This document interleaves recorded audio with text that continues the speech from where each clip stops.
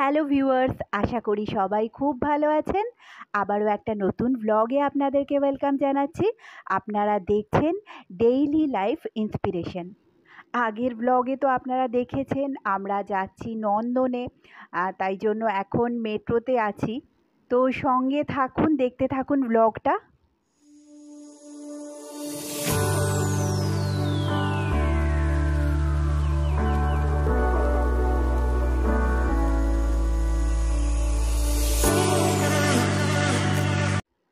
তো মেট্রোতে উঠে পড়েছি।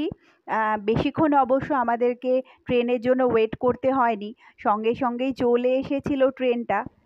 এই সময়টা অবশ্য যাওয়ার দিকে ট্রেনগুলো মোটামুটি খালিই থাকে। সকালের দিকে বেশ ভিড় থাকে, তখন অফিসে যান লোকজনরা। অনেক দিন পর সবাই আবার একসাথে বেরোলাম। যা গরম, এখন তো বাড়ি থেকে বেরোতেই ইচ্ছে করে না। তবে মাঝে মাঝে আবার একটু না বেরোলেও ভালো লাগে না।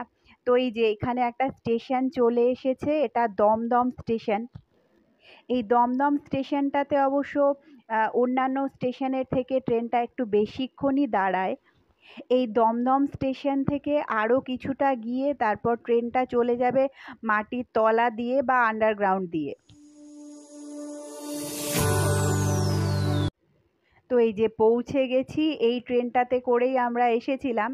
তো এটা হলো রবীন্দ্র সদন মেট্রো স্টেশন।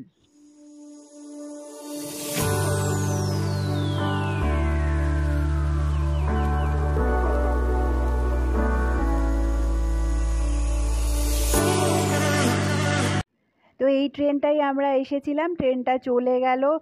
তো চলুন আমরা যাই এবার। মেট্রো স্টেশন থেকে বাইরে বেরিয়ে একটুখানি হেঁটেই তারপর নন্দনটা পড়ে।